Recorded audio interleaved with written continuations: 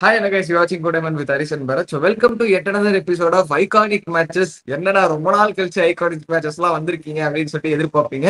நம்ம ஆக்சுவலி நிறைய பேர் வந்து நம்ம சப்ஸ்கிரைபர்ஸ் வந்து கேட்டிருந்தாங்க. ஐகானிக் மேட்ச் ஏதாவது வந்து பேசுங்க, ஜாலியா அந்த நஸ்டாலஜியாக்குள்ள போவோம் நம்ம அப்படின்னு சொல்லிட்டு நிறைய பேர் கேட்டிருந்தாங்க. நம்ம வரிசையா கண்டென்ட் வந்துட்டே இருந்ததுனால அதை வந்து பேச முடியாம போயிடுச்சு. இன்னைக்கு ஒரு பயங்கரமான மேட்ச், இந்தியாவுக்கு வந்து ஒரு ரொம்ப முக்கியமான மேட்ச். நம்ம வந்து இந்தியா பல பல மேட்சஸ் பார்த்திருக்கோம். பாகிஸ்தான் கூட ரொம்ப நெயில் பைட்டிங் மேட்சஸ்லாம் நம்ம பார்த்திருக்கோம். அந்த விராட் கோலி அடிச்சு முடிச்சதா இருக்கட்டும், நிறைய அப்படி பார்த்திருக்கோம். அந்த மாதிரி இந்த மேட்ச் வந்து ஒரு நெயில் பைட்டிங்கான மேட்ச். இது யார் ஜெயிப்பானே வந்து கடைசி வரைக்கும் அந்த இவங்க ஜெயிப்பாங்கன்னு நினைச்சு கூட பார்த்திருக்க மாட்டாங்க. அந்த அளவுக்கு ஒரு இன்ட்ரெஸ்டிங்கா போற ஒரு மேட்ச். அதுவும் இல்லாம வந்து பெரிய பெரிய ஜாம்பவான்கள் வந்து ரிட்டையர் ஆக ஒரு மேட்ச். இந்த மேட்சோட அவங்களோட கரியரே முடிச்சு ஓடியல. அது இல்லாம விராட் கோலி, நம்ம ரோஹித் சர்மா எல்லாம் வந்து பார்த்தோம்ல. இப்போ வந்து நிறைய பேர் சின்ன சின்ன பசங்களாம் வந்து அவங்க ரிட்டையர் ஆயிட்டோம் போதும், அவங்க விளையாடி முடிச்சுட்டாங்க, அவ்வளவுதான், இதுக்கு மேல அடிக்க மாட்டாங்க அப்படி இப்படின்னு நிறைய பேசிட்டு இருப்பாங்க. ரோஹித் சர்மாக்கெல்லாம் ஃபிட்னஸ் எல்லாம் இல்லைன்னு கலாய்ச்சாங்க. இப்போ வந்து யோயோ டெஸ்ட்ல வந்து ரிசல்ட்ஸ் எல்லாம் வந்துச்சு, நல்லா கிளியர் பண்ணி வந்திருக்காரு. அவங்க இந்த மேட்ச்ல வந்து எவ்வளவு பெரிய இன்னிங்ஸ் ஆடி எந்த அளவுக்கு கூட்டு போயிருக்காங்க அப்படின்றதுக்கான ஒரு முக்கியமான மேட்ச். இந்த மேட்ச் எஸ்பெஷலா விராட் கோலி ஃபேன்ஸ்க்கு வந்து ஒரு பெரிய ட்ரீட்டா இருக்கும்.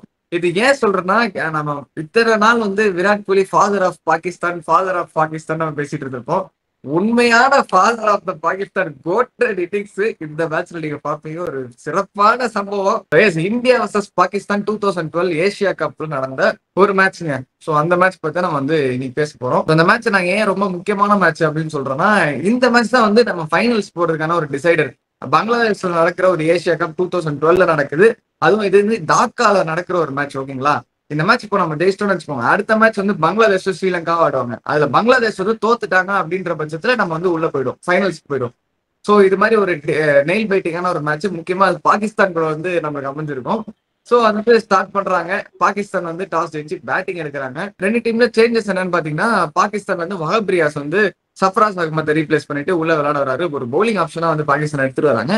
இந்தியா சைட்ல பாத்தீங்கன்னா யூசுப் பத்தான் ஜடேஜாவை ரீப்ளேஸ் பண்ணி உள்ள வராரு. இந்தியா வந்து ஒரு பேட்டிங் கையோட போறாங்க. ஏன் சொல்றேன்னா, இந்தியால இப்போ வந்து 4 பவுலர் தான் இருப்பாங்க, 5 பவுலர் கூட இருக்க மாட்டாங்க. அந்த 4மே நட்சத்திர பவுலர்களா இருப்பாங்க.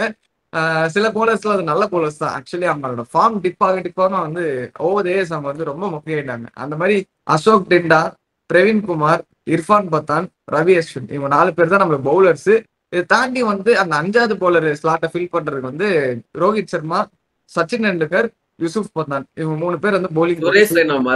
சுரேஷ் ரெய்னா இவங்க தான் வந்து 5வது பவுலிங் லைனப்ப ஃபில் பண்றதுக்கான இருக்கிற பவுலர்ஸ். ஓகேங்களா? அப்போ வந்து இந்தியா டீம் மோஸ்டா இப்படிதாங்க இருக்கும். சச்சின் தான் அப்பப்போ வந்து போட்டுட்டு இருப்பாரு. அந்த மாதிரி ஒரு டீமா தான் இருக்கும். பேட்டிங் வந்து பாகிஸ்தான் ஸ்டார்ட் பண்றாங்க.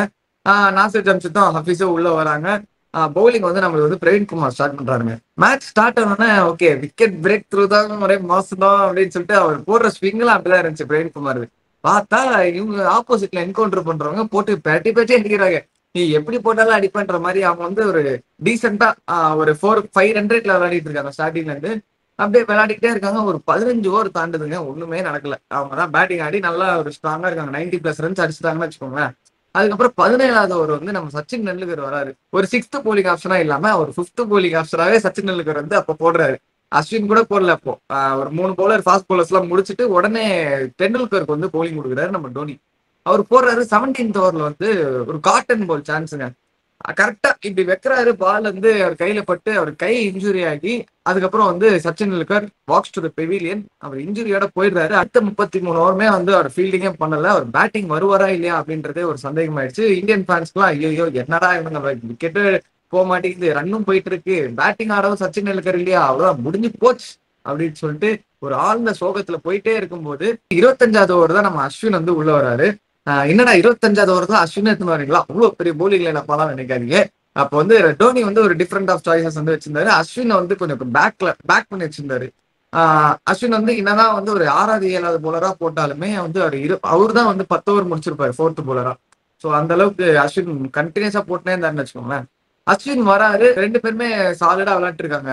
விளையாடுறாங்க. இவர் ஃபர்ஸ்ட் ஆபீஸ் வந்து 100 அடிச்சிடுறாரு. இவர் அப்புறம் நாசிர் ஜம்ஷித்தை வந்து நானும் வரேன்னு சொல்லிட்டு அவரு ஒரு 100 அடிச்சிடுறாரு. ஆடுறாங்க. ஒரு 200+ பார்ட்னர்ஷிப் வந்துருது. இன்னும் முடியல, அவங்க பேட்டிங் ஆடே முடிக்கல. இந்த 200+ பார்ட்னர்ஷிப் தான் வந்து highest ever opening partnership by Pakistan against India. இந்த ரெக்கார்டை இன்னும் பாகிஸ்தான்ல எந்த ஓப்பனர்ஸுமே இன்னும் தாண்டல. இப்படியே போயிட்டு இருக்கு. என்னடா மேட்ச் அப்படின்னு சொல்லிட்டு நாங்களும் சோகமா பாத்துட்டு இருந்தப்போ அஸ்வின் வந்து 36வது ஓவர் வராரு. ஒரு ஆஃப் ஸ்பின்னருக்கு எப்படி அந்த டர்ன் டீவியேஷன் இருக்கும், மடக்கி அடிக்க போனா ஒரு கேட்ச் ஒன்று கிடைக்கும், டாப் ஏஜ் வாங்க சான்ஸ் இருக்கும். அந்த மாதிரி நாசிர் ஜம்ஷத் வந்து அடிக்க போறாரு, ஃபர்ஸ்ட் விக்கெட்டை கொடுக்குறாரு. என்னடா ஒரு விக்கெட் தான் வந்திருக்கு, இன்னும் 9 விக்கெட் இருக்கு அப்படின்னு நம்ம வந்து நினைச்சிட்டு இருக்கப்போ திடீர்னு அபீஸும் என்ன நாசிர் ஜம்ஷத் தவிட்டாரா, நானும் வரேன் அப்படின்னு சொல்லிட்டு அவருமே வந்து அசோக் டிண்டா ஓவர் வந்து அட்டாக் பண்ண போயிருப்பாரு. அப்போ வந்து எல்பிடபிள்யூ ஆகி அவருமே அவுட் ஆயிட்டு இருப்பாரு. அது ஒரு சூப்பரான ஸ்லோவர் பால் ஆக்சுவலி அசோக் டிண்டா. நம்ம என்னதான் அசோக் டிண்டா வந்து ரன்வாரி வல்லல்னு கலாய்ச்சாலுமே வந்து அவரு தான் இந்த மேட்ச்ல இப்ப ஃபர்ஸ்ட் நம்ம பேசணும்ல அஸ்வின் டிண்டா 2 பேர் மட்டும் தான் வந்து லெஸ் தேன் 6 எக்கானமியா கொடுத்திருப்பாங்க. அதை நம்ம வந்து எண்ட்ல ஸ்கோர் கார்டு பாக்குறப்ப பார்ப்போம். பட் இந்த பால் பத்தி சொல்லணும்னா செமையான ஒரு slower delivery, well disguise slower delivery. Actually வந்து அசோக் டிண்டா வந்து அவர் பிரைம்ல அவர் வந்து பிரைமா தாங்க இருந்தாரு. அதுக்கப்புறம் தான் அந்த ஃபார்ம் அவுட் ஆயிட்டாரு, பேட்ஸ்மேன் ட்ரீட் பண்ண ஆரம்பிச்சிட்டாங்க. ஐபிஎல்ல தான் ரொம்ப பரட்டி போட்டு அடிச்சாங்க, அது அப்படிதான் சொன்னோம். மற்றபடி அசோக் டிண்டா அப்போ வந்து அவரோட பிரைம்ல தான் இருந்தாரு, அது சொல்லி ஆகணும். ஸோ அந்த மாதிரி அசோக் டிண்டா ஒரு பிரேக் த்ரூ எடுக்கிறாரு. அதுக்கப்புறம் உமர் அக்மலும் யோனஸ் கானும் விளையாட்டு இருக்காங்க. 2 பேருமே நிக்கிறாங்க, நல்ல ஒரு பார்ட்னர்ஷிப் போயிட்டு இருக்கு. உமர் அக்மல் வந்து வந்தானே ஒரு இன்டென்ட் தெரியுதுங்க, அடிக்கதான் போறாரு. இதுக்கு மேல எதுக்கு நான் தலைவி ஆடிட்டு இருக்கேன்னு சொல்லிட்டு அடிக்க போறாரு. அப்புறம் உமர் அக்மலுமே வந்து அவர் விக்கெட் கொடுத்துட்டாரு. ஒரு கடத்துல 20 ரன்னா நம்ம அவுட் அடிச்சுட்டு அஃப்ரிடி உள்ள வராரு. 2 பேருமே வந்து அட்டாக் பண்ணி தான் ஆடுறாங்க. அஃப்ரிடியே வந்து அடிக்கதான் போகிற அப்படின்னு சொல்லிட்டு பாப்பீங்க. ஆனா வந்து ஒரு 15 பால் 9 ரன் அந்த ரேஞ்சில தான் வந்து அடிச்சுட்டு தலைவன் வந்து ஒரு போரான இன்னிங்ஸ். அப்போ வந்து அஃப்ரிடியை வந்து சொல்லணும்னா ஸ்ட்ரைக் ரேட்டே வந்து 120 கிட்ட இருக்குங்க. அந்த மாதிரி ஓடிஐல சொல்றேன், ஓடிஐல 120 கிட்ட ஸ்ட்ரைக் ரேட்லாம் பெரிய விஷயம். அவ்வளவு ரன் அடிச்சிருப்பாருன்ற பட்சத்துல அவர் வந்து அந்த மேட்ச் வந்து அவருக்கு பிரகாசிக்கலங்க. ஆனா யூனஸ் கான் மட்டும் ஒரு இடத்துல வந்து உட்காந்து நல்லா விளையாடிட்டு இருக்காரு. அவரோட 50 வந்து கம்ப்ளீட் பண்ணிடுறாரு. ஒரு 37 பால்ஸ் 36 பால்ஸ் என்னமோ ஒரு சூப்பரான 50 அந்த டைம்ல ஒரு நல்ல கான்ட்ரிபியூஷன் அடிச்சு கொடுத்துறாரு. இந்த சைட்ல வந்து அம்மா தாசம் சொல்லிட்டு அவரு விளையாட வராரு. அவருமே வந்து பெருசா பிரகாசிக்காம அவுட் ஆயிடுவார், சீக்கிரம் விக்கெட் கொடுத்துருவாரு.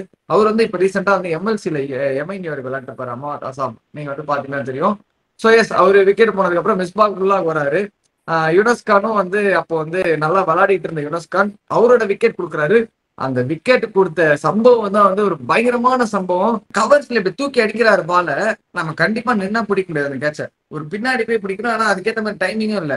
டக்குன்னு சுரேஷ் ரெய்னா ஒரு 2 ஸ்டெப் பின்னாடி போய் ஒரு கேட்ச் ஒன்று டை வச்சு ஒன்று பிடிப்பாரு பாருங்க, பேக்ல லெஃப்ட்டுக்கு பயங்கரமான கேட்ச்.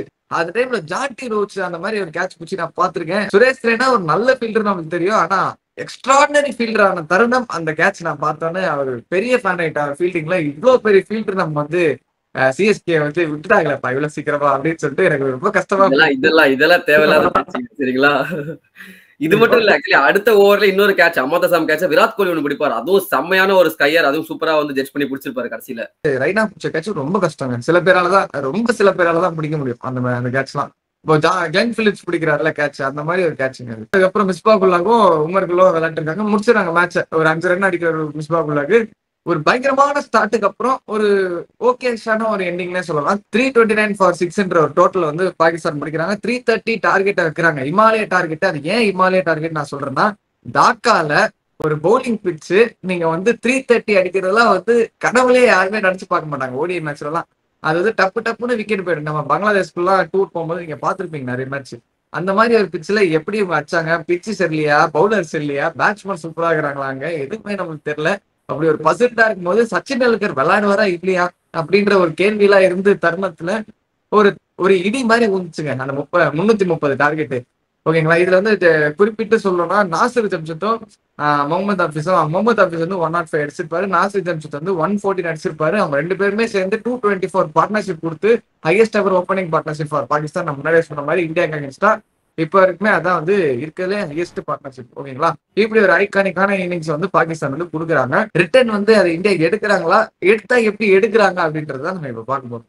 நீ வந்து ஏன் 330 இலக்கு வந்து அதிகம் அப்படின்ற மாதிரி நீ சொல்லிட்டு இருந்த. அது இன்னொரு பாயிண்ட் என்ன அப்படின்னா, இந்தியா வந்து 330 சேஸ் அடிச்சதே கிடையாது. சோ ஒருவேளை அவங்க வந்து இந்த ரன் சேஸ் முடிக்கிறாங்க அப்படின்னா it will be the India's highest ever run chase. நீ சொன்ன மாதிரி பங்களாதேஷ்ல ஒரு மஸ்ட் வின் கேம்ல சச்சின் டெண்டுல்கர் ஆட வரான்னு தெரியாது, எக்கச்சக்க கேள்வி இருந்துச்சு. ஆனா ஒரு பாசிட்டிவ் இருந்துச்சு இந்தியாவுக்கு. என்ன அப்படின்னா, அதுக்கு ஒரு 3 வாரம் முன்னாடி தான் ஆஸ்திரேலியால ஹோபார்ட்ல போயிட்டு இதே மாதிரி ஒரு மஸ்ட் வின் கேம் 320 அடிக்கணும்னு நினைக்கிறேன். 40 ஓவர்ஸ்ல அடிக்கணும்.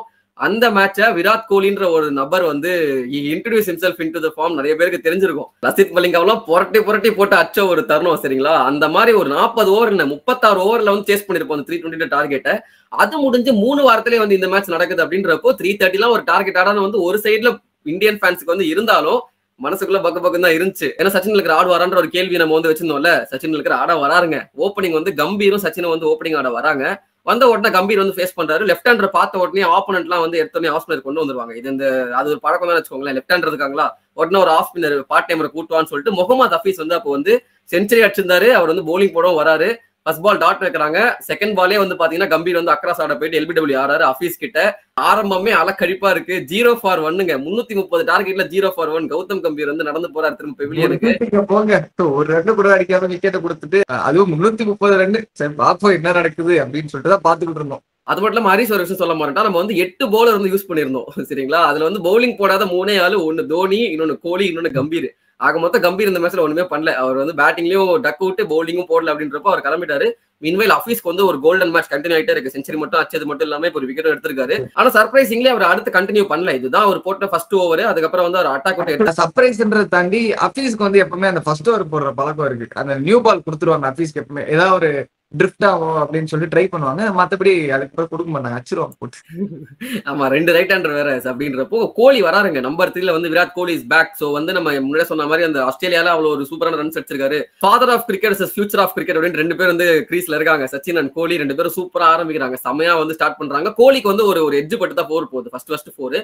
ஆனா வந்து இந்தியா அவே வித் பவுண்டரி. அதுக்கப்புறம் வந்து கொஞ்சம் கொஞ்சமா வந்து ரன் ரேட் எடுத்துட்டு போறாங்க. ஸ்லோவா தான் ஆடுறாங்க, ஆனா வந்து கரெக்டா ஆடுறாங்க. லைக் வந்து 330 டார்கெட் ஐயோ வந்து பேனிக் ஆனும்லாம் இல்ல. 2 பேருக்குமே என்ன பண்றோம்னு தெரியும். அதுவும் எஸ்பெஷலி சச்சின் டெண்டுல்கரோட இன்னிங்ஸ் சூப்பரா இருக்கு பாக்குறதுக்கு. இந்த மெயின் டைம் விராட் கோலி வந்து அவரோட ஷாட்ஸ் வந்து ப்ளே பண்றாரு. எஸ்பெஷலி அந்த கவர் டிரைவ் பா அதை பார்த்துட்டு தான் வந்து ஏன் விராட் கோலி ஃபேன்ஸ் ஆகணும் அப்படின்ட்டு வந்து கண்ணை மூடிட்டு சொல்லாங்க. அந்த ஷாட்ஸ் எல்லாம் வேற லெவல்ல இருக்கும் உண்மையிலேயே. இப்பதான் வந்து அந்த தோனி விராட் கோலி எல்லாம் பிரிஞ்சிருக்கும். அந்த சமயத்துல வந்து பாத்தீங்கன்னா எவன் வந்து அச்சாலும் செமையா இருக்கும். அப்படி இருக்கிறப்போ அந்த விராட் கோலி ஆடுற இன்னிங்ஸ் எல்லாம் திரும்ப ரீவிசிட் பண்ணி பாக்குறப்போ ஏய் என்ன மனுஷன் அப்படின்ற மாதிரி இருக்குங்க. 2 பேரும் ஆடுற ஷாட் வந்து அப்படியே பயங்கரமா இருக்கும். அந்த மேட்ச்ல வந்து சச்சின் ஆடுற கிளாசி ஷாட்ஸ் எல்லாம் நம்ம வந்து பார்க்கலாம். அதே மாதிரி விராட் கோலி வந்து அந்த சின்ன வயசு விராட் கோலி இன்னும் வந்து சூப்பரா ஆடுற பிளேயருங்க. இப்ப இருக்கிற விராட் கோலியோட அந்த சின்ன வயசு விராட் கோலி எனக்கு ரொம்ப பிடிக்கும். சூப்பரா கான்பிடண்டா நிறைய ஷாட்ஸ் ஆடுவாரு. உடனே கேட்காதீங்க அப்ப இருக்கிற விராட் கோலிக்கு கான்பிடன்ஸ் கம்மின்னு சொல்றீங்களா அப்படின்ட்டு. அப்படி கிடையாது. அவர் வந்து அப்ப எங்கா இருந்த சமயத்துல அவர் இன்னும் அக்ரெசிவா இன்னும் பயங்கரமா ஒரு டிஃப்ரெண்ட் வெர்ஷன் இருக்கும் அந்த விராட் கோலி. அதை பார்த்து ஃபேன் ஆனவங்க தான் நிறைய பேர். அதுல வந்து நாங்களும் அப்படிதான். நாங்க வந்து இப்ப அவனுக்கு ரோஹித் பிடிக்கும், எனக்கு தோனி பிடிக்கும், கோலி பிடிக்காதுலாம் இல்ல. கோலி எல்லாருக்குமே பிடிக்கும். அதெல்லாம் அந்த செக்மெண்ட்டை பார்த்து வந்த ஃபேன்ஸ் தான். அப்படி இருக்கிறப்போ ஒரு சைட்ல ஃபியூச்சர் ஆஃப் கிரிக்கெட், இன்னொரு சைட்ல ஃபாதர் ஆஃப் கிரிக்கெட் ஹரிஸ் சொன்ன மாதிரி 2 பேர் ஷாட்ஸுமே சூப்பரா இருக்கு. 2 பேருமே செமையா ஆடிட்டு இருக்காங்க. அதுல சச்சினோட ஐகானிக் அப்பர் கட் ஒரு 6 முட்டி போட்டு ஒரு ஷாட் நடிப்பாரு பாருங்க. I think Umar Gul over நினைக்கிறேன். சூப்பரா இருக்கும் அந்த ஷாட்ஸ். அந்த ஷாட் பால் எகிரிச்சு அது வந்து தொட்டிருந்தா எனக்கு எங்க வேணா போயிருக்கும். ஆனா கரெக்டா மிடில் ஆஃப் த பேட்ல ஒரு சிக்ஸர் ஆஃப் த பேட்ல போட்டு போகும். சச்சினோட மைண்ட்ல இருந்திருக்கும் என்னடே நான் ஷோயப் அக்தர் பால்லே அச்சவன்டா, நீ யாரா உமர் குல் சாலா 135ல போட்டுட்டு இருக்க அப்படின்ட்டு அவர் பாலே வந்து சூப்பரா அடிக்கிறாரு. அப்புறம் பேக் ஃபுட் பஞ்ச் ஒன்னு கொடுப்பாருங்க. அதெல்லாம் வந்து செம்ம டைம், உங்களுக்கு பயங்கரமான டைமிங் தான். அந்த அளவுக்கு ஒரு வர பேஸ்ல இருந்து அந்த பேக் ஃபுட் பஞ்ச் கொடுக்க முடியும். ஆமா, மாஸ் காட்டுவான்டா. சூப்பரா போயிட்டு இருக்கு. 100 ரன்ஸ் பார்ட்னர்ஷிப் அடிக்கிறாங்க 2 பேருமே. அதே சமயத்துல வந்து பாத்தீங்கன்னா 2 பேருமே அவங்க 50 கம்ப்ளீட் பண்றாங்க. இந்த எண்ட்ல பாகிஸ்தானுக்கும் என்ன பண்றதுன்னு தெரியல. ஏன்னா இந்தியா பவுலர்ஸ் வந்து நம்ம என்னதான் வீக்னு சொன்னாலும் Pakistan bowlers on paper strong தான். அவங்க இருந்ததே நான் இந்த மேட்ச் வரைக்கும் அவங்க தோக்கவே இல்லை. ஏஷியா கப்ல பவுலர்ஸ் நிறைய வந்து அவங்க நிறைய ஜெயிச்சிருந்தாங்க சரிங்களா. சோ இந்த மேட்ச் வந்து என்னடா பண்றது அப்படின்னு யோசிச்சுட்டு இருக்கப்போ சயீத் அஜ்மல் அவங்களுடைய அந்த ஒரு மிஸ்ட்ரி ஸ்பின்னரான சயீத் அஜ்மல் எடுத்துட்டு வராங்க. எடுத்துட்டு வந்த உடனே சச்சின் டெண்டுல்கரோட விக்கெட்டும் கிடைக்குது. ஒரு சூப்பரான ஒரு பால், சூப்பரான ஒரு கேட்ச்னு சொல்லணும். ஸ்லிப்ல கொடுத்து அவுட் ஆறாரு. 52 ரன்ஸ்ல வந்து அவுட் ஆறாரு 48 பால்ஸ்ல. இது வந்து ஒரு இம்பார்ட்டன்டான ஒரு நாக்கு. அது ஏன் சொல்றேன் அப்படின்றது வீடியோ முடியறப்போ உங்களுக்கே தெரியும். சோ 50 அடிச்சு அவுட் ஆன உடனே அடுத்த கிரீஸ்க்கு யார் வராங்க? நம்பர் 4ல வந்து ரெய்னா வராரா, தோனி வந்து ப்ரொமோட் பண்ணிட்டு வராரா, இட்ஸ் முரளி இல்ல அது நடக்கல. ஏன்னா அங்க முரளிதரன் இல்ல அப்படின்றதுனால ரோஹித் சர்மா வந்து டிஃபரெண்டா வந்து இந்த முறை நம்பர் 4ல வந்து அனுப்புறாங்க. அவர் வந்து அவரோட யூசுவல் பொசிஷன் அது கிடையாதுங்க. நம்பர் 5 நம்பர் 6 பினிஷரா தான் யூஸ் பண்ணிட்டு இருந்தாங்க. பட் இந்த மேட்ச்ல தேவைப்படுது அப்படின்னு சொல்லி அனுப்புறாங்க ரோஹித் சர்மா. அப்படின்னு சொல்லிட்டு ரோஹித் சர்மா அனுப்பிச்சு விடுறாங்க. அவ்வளவுதான் சர்மா அனுப்புறாங்க. ஆமா, சோ வந்து ஒரு எண்ட்ல வந்து விராட் கோலி ஸ்ட்ரைக் பண்ணிட்டு இருக்க, ரோஹித் சர்மா ஸ்லோவா தான் ஸ்டார்ட் பண்றாரு, ஆனா ஸ்டெடியா ஸ்டார்ட் பண்றாரு. 2 பேருமே ஒரு நல்ல பார்ட்னர்ஷிப் வந்து பில்ட் ஆகுது. நம்ம வந்து இப்போ பேசிட்டு இருக்கிற இந்த 2025 காலகட்டத்துல ரோஹித் கோலி பார்ட்னர்ஷிப் வந்து எப்படி இருக்கும்னு நமக்கு தெரியும். ஆனா அந்த சமயத்துல பெருசா ஆட மாட்டாங்க. ரொம்ப ரேர் தான் இந்த 2 பேரும் சேமா ஆடுறது ஒரே சமயத்துல கிரீஸ்ல. ரோஹித் சர்மா இல்லனா வந்து எங்கேயோ ஆடுவாரு. ஆமா, லைக் மோஸ்டா எப்படின்னா கோலி வந்து அவுட் ஆயிட்டு போயிடுவாரு ரோஹித் சர்மா வர சமயத்துல. அப்படி இல்லைன்னா வந்து கோலி வந்து ஆடிட்டு இருந்தாலுமே ரோஹித் சர்மா எண்ட்ல தான் வருவாரு. கரெக்டா நீ சொல்ற மாதிரி. இந்த மேட்ச் ஒரு ட்ரெய்லர் மாதிரி இருந்துச்சுங்க. நம்ம future back to the future மாதிரி இந்த மேட்ச் ஒரு ட்ரெய்லர். 2 பேரும் சேர்ந்து ஆடுறாங்க. நமக்கு 2 பேரும் சேர்ந்து ஆடினா என்னெல்லாம் பண்ணுவோம் தெரியுமாடா அப்படின்னு சொல்ற மாதிரி ஆப்போனன்ட்டுக்கு வந்து ஒரு வேற லெவல் அடிக்கிறாங்க, மாத்தி மாத்தி அடிக்கிறாங்க 2 பேரும். அதுலயும் நம்ம பேசிட்டு இருக்கோம் விராட் கோலியோட கவர் டிரைவ், சச்சினோட அந்த அப்பர் கட் அப்படி அப்படின்ட்டு, ரோஹித் சர்மாவோட ட்ரேட்மார்க் ஃபுல் ஷாட் ஒன்று அச்சாரு பாருங்க, ஒரு 6 அங்க ஆஃப் சைட்ல ஷார்ட் பால் வரும், அந்த மட்டக்கி ஒரு 6 நடிப்பாரு, 3rd டயர்ல போகும் அந்த பால். இன்டர்நேஷனல் கிரிக்கெட்லயே வந்து யாருமே அந்த பால அங்க தூக்கி அடிக்க முடியாது, அந்த மாதிரி ஒரு 6 அடிக்க முடியாது. ஆமா, நிறைய பேர் வந்து யோசிக்கலாம், இப்ப இருக்கிற எக்கச்சக்க பிளேயர்ஸ் வந்து ரோஹித் சர்மா புல் ஷாட் வேணும், Rohit Sharma pull shot, like one shot that I would to inherit வந்து ரோஹித் சர்மாவோட புல் ஷாட் ஏன்டா சொல்றாங்க, அவ்வளவு ஹைப் பண்றாங்க ஏன்னு நீங்க யோசிச்சீங்கன்னா இந்த மேட்ச் எல்லாம் பாத்துட்டு வாங்க, உங்களுக்கே தெரியும். கரெக்டா கிராஸ் பேட்லங்க, அது எவ்வளவு பவுன்ஸ் இருக்கலாம் நமக்கு தெரியாது, அங்க மீட் பண்ணி ஒருத்தர் டமாலி எங்கேயோ அடிக்கிறான் பால, அது எவ்வளவு பெரிய விஷயம், அது ரொம்ப கஷ்டமான ஷாட் ஃபுல் ஷாட். கரெக்ட். சரி, ஓகேடா, ஃபாஸ்ட் பாலர்ஸ் தான் அடிக்கிறாங்க, spinner Saeed Ajmal the mystery spinner அவர் என்ன பண்றாரு பாத்தீங்கன்னா அவரையும் அடிக்கிறாங்க. அதான் எங்க மேட்ரே. இங்க வந்து கோலிக்கும் ரோஹித் சர்மாக்கும் ஏன் லைஃப் வந்துகிட்டே இருக்கு அப்படின்னா, அவங்க வந்து இந்த ஃபாஸ்ட் பாலர்ஸ் டேக் ஆன் பண்ணது மட்டும் இல்லாம 2008ல இதே மாதிரி அஜந்தா மெண்டிஸ் கிட்ட எக்கச்சக்கமா விக்கெட் விட்டுருப்பாங்க, இதே ஏஷியா கப்ல தான். அது மிஸ்ட்ரி ஸ்பின்னர்ஸ் கிட்ட இவ்வளவு வந்து ரொம்ப அடி வாங்கியிருப்பாங்க. பட் அஜந்தா மெண்டிஸ், ஆமா, அஜந்தா மெண்டிஸ் ஸ்பெசிஃபிக்கா வந்து ஃபைனல் 6 விக்கெட் எடுத்திருப்பாரு. அது வந்து ரிப்பீட் ஆயிடக்கூடாது அப்படின்றதுக்காக தான் ரோஹித் சர்மா ப்ரோமோட்டும் பண்ணிருப்பாங்க. இந்த மேட்ச்ல அது கிளியரா தெரிஞ்சது. ஏன்னா சயீத் அஜ்மல டேக் ஆன் பண்ண அந்த ஒரே ஒரு ஆள் வந்து ரோஹித் சர்மா தான். சூப்பரா ஆடுறாரு, ஏரி வந்து ஒரு 6 அடிக்கிறாரு, அப்புறம் வந்து ஒரு ஸ்வீப் 4 அடிக்கிறாரு, இந்த மாதிரி வந்து ரன்ஸ் வந்து குமிச்சுக்கிட்டே இருக்கு. இவங்களும் வந்து 100 ரன்ஸ் பார்ட்னர்ஷிப் ரெடி பண்றாங்க. சோ ஆல் ஆஃப் சடன் பாத்தீங்கன்னா டோட்டல் வந்து அப்படியே மாறுதுங்க. லைக் வந்து இப்போ ரெக்கார்ட் நடந்து மோர் தென் 6 தான் இருக்கு. ஆனா வந்து chases very much under control. 8 wicket இருக்கு. மறந்துடாதீங்க, இந்தியா வந்து இந்த முறை ஒரு எக்ஸ்ட்ரா பேட்டோட போயிருக்காங்க, யூசுப் பத்தான் அப்படின்ற ஒரு பேட்டோட போயிருக்காங்க. அப்படின்றப்போ ஆனஸ்ட் ஆன் இந்தியா, லைக் வந்து ஈஸியா சேஸ் பண்ணலாம் அப்படின்னு சொல்லிட்டே இருக்கிற அந்த சமயத்துல விராட் கோலி அவருடைய செஞ்சுரியை வந்து கம்ப்ளீட் பண்றாரு. இந்த சமயத்துல அது நார்மலான ஒரு காட்சிங்க, இது வந்து பெருசா வந்து ஹைப் பண்ற அளவுக்கு ஒண்ணுமே இல்ல. விராட் கோலி ஓடிஐல செஞ்சுரி அடிக்கிறது அந்த சமயத்துல ஒரு நார்மல் திங் அவருக்கு. ஆனா அந்த செஞ்சுரி அடிச்சுட்டு அவர் ஒரு செலிப்ரேஷன் ஒன்று பண்ணுவார் பாருங்க, எப்பா அப்படின்னு சொல்லிட்டு ஓகே ஓகே கூல் அப்படின்ற மாதிரிதான் இருக்கும். Don't get offended fans. But ஆனா பாக்குறதுக்கு ரொம்ப அப்ப இருக்கிற அக்ரெசிவ்லாம் இப்ப பாதி கூட இல்லைங்க. அந்த அப்பெல்லாம் ரொம்ப இந்த சின்ன வயசுல வந்து துருத்துருன்னு இருப்பார் தலைவர்.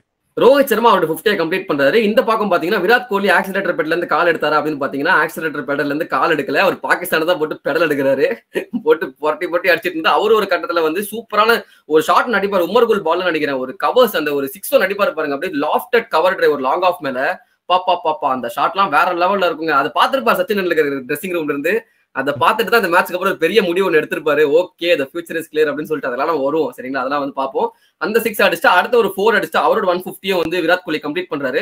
அதுக்கப்புறம் அவர் பாட்டு அடிக்கிறாருங்க 4 உமர் குல்ல போட்டு ஒரே ஒரு 4 4 அடிப்பாரு. அதுக்கப்புறம் வந்து செஞ்சுக்கிட்டே இருக்கிற சமயத்துல ஓகே 2 விக்கெட்லயே நம்ம முடிச்சிடலாம் அப்படின்னு நினைச்சிட்டு இருக்கிற அந்த சமயத்துல தான் ரோஹித் சர்மா அன்பார்ச்சுனேட்லி அடிக்க போயிட்டு அவர் விக்கெட் வந்து விட்டுருவாரு. ஆல்மோஸ்ட் 172 ரன்ஸ் பார்ட்னர்ஷிப்ங்க, 133 for 2 இருக்கிறப்போ வந்த அந்த பார்ட்னர்ஷிப் 305 வரைக்கும் கண்டினியூ ஆகி 305ல வந்து ரோஹித் சர்மா ஃபைனல் அவுட் ஆறாரு. But match is already ton.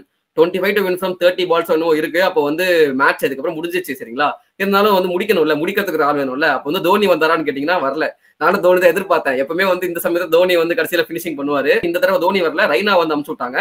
ஒரு 21 ரன்ஸ் என்னமோ இருக்குங்க ஜெயிக்கிறதுக்கு. அந்த டைம்ல தான் விராட் கோலி வந்து ஒரு 180s வராரு.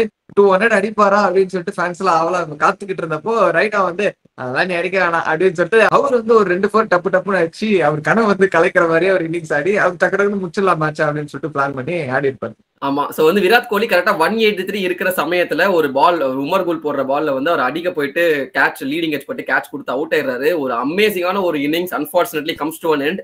விராட் கோலிக்கு இப்போ வரைக்குமே வந்து இதான் வந்து ஹையஸ்ட் ஸ்கோர் 183. இந்த 183ன்றது இந்தியன் கிரிக்கெட்லயே வந்து ஒரு ஸ்பெஷல் நம்பருங்க. நான் ஏன் சொல்றேன் அப்படின்னா இது விராட் கோலிக்கு வந்து ஹையஸ்ட் ஸ்கோர் நம்ம சொல்லியிருக்கோம். அது மட்டும் இல்லாம நம்ம எல்லாருக்குமே தெரியும் தல தோனிக்குமே வந்து 183 நாட் அவுட் தான் வந்து ஹையஸ்ட் ஸ்கோர் அகைன்ஸ்ட் ஸ்ரீலங்கா 2005ல அடிச்சது. அவ்வளவுதானடா அப்படின்னு கேட்டீங்கன்னா அதுவும் கிடையாது. தாதாவான சௌரவ் கங்குலிக்குமே வந்து 183 தான் வந்து இப்போ வரைக்கும் ஓடிஐல ஹையஸ்ட் ஸ்கோர். அதே ஸ்ரீலங்கா அகைன்ஸ்டா 1999ல வந்தது. இது மட்டும் இல்லாம நம்ம 1983 வேர்ல்ட் கப்ல நாம வச்சுக்கோங்க 1983 அதுலயும் 183 வந்துச்சு. அதுல நம்ம ஃபைனல்ஸ்ல வெஸ்ட் இண்டீஸ்க்கு அகைன்ஸ்டா அடிச்ச ஸ்கோர் என்ன அப்படின்னு பாத்தீங்கன்னா 183. இந்த 183 ஒரு ஸ்பெஷல் நம்பர். அதுல வந்து அன்பார்ச்சுனேட்லி விராட் கோலி வந்து சரி நம்ம ஸ்ட்ரீக்கை மெயின்டைன் பண்ணுவோம் அப்படின்னு சொல்லிட்டு அவுட் ஆனாரா? அதெல்லாம் இல்லைங்க, அவுட் ஆயிட்டாரு. அதனால இந்த ஸ்ட்ரீக் வந்து வந்துச்சு சரிங்களா.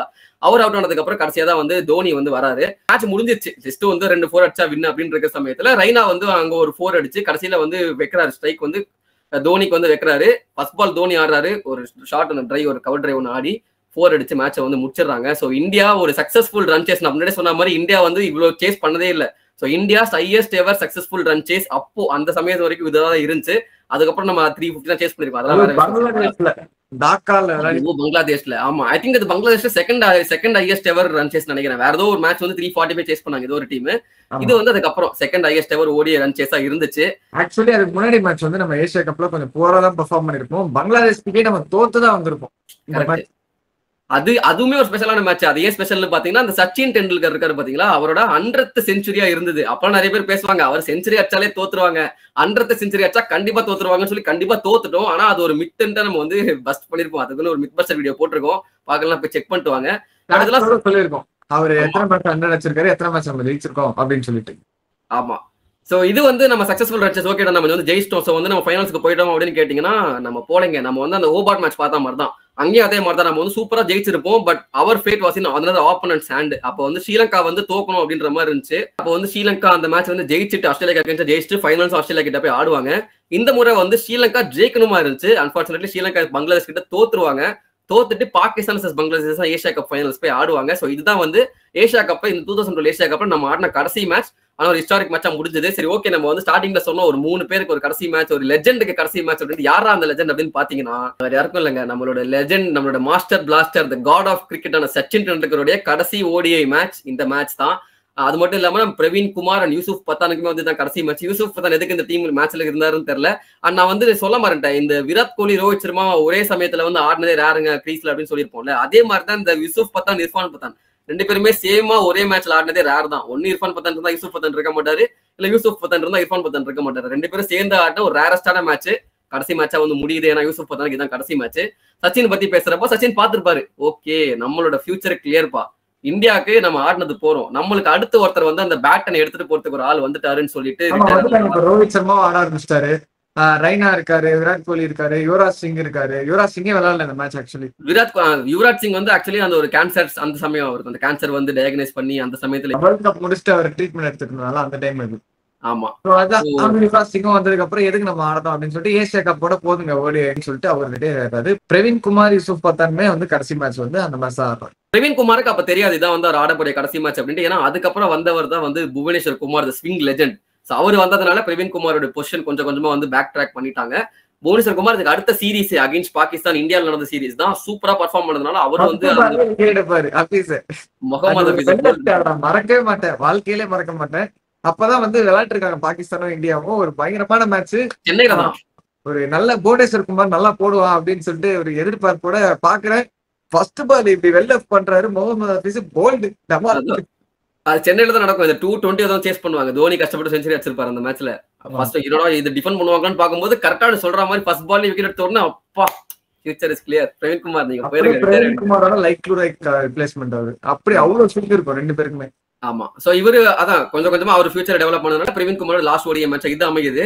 பட் எய்தர் வே ஒரு சூப்பரான ரன் சேஸிங்க, ஒரு ஹிஸ்டாரிக் ரன் சேஸ். என்னதான் நம்மளோட ஃபைனல்ஸ் வரைக்கும் நம்ம போல அப்படின்னாலும் இந்த மேட்சே வந்து நின்னு பேசுவோம் சாமி அப்படின்ற மாதிரி ஒரு மேட்சா வந்து அமைஞ்சது. Especially for Virat Kohli 183 against Pakistan, the starting of the பாப் ஆஃப் பாகிஸ்தான் அப்படின்னு சொல்லலாம். அந்த ஃபாதர் ஆஃப் பாகிஸ்தான் சொல்ற ஒரு ஸ்டார்டிங் பேஸ் இந்த பேஸ் தான். இதுக்கப்புறம் தான் அவர் ஒவ்வொரு தடவை பாகிஸ்தான் வரும்போது வந்து அடிச்சு பாகிஸ்தான் அடிச்சு ஓடுது அப்படின்ற மாதிரி.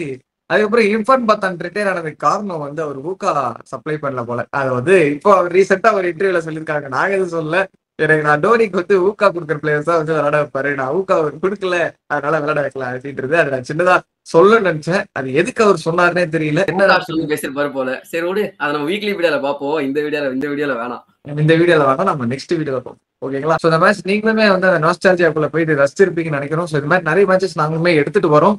இன்ட்ரெஸ்டிங்கான வீடியோஸ் நாங்க போறதுக்கு நான் தயாரா இருக்கும். சோ அதெல்லாம் பாக்குறதுக்கு கிரிக்கெட் டைம் ஒரு சப்ஸ்கிரைப் பண்ண போட்டுட்டு இருக்கேன். ஏன்னா சின்ன பசங்க நாங்க. சப்ஸ்கிரைப் பண்ணுங்க.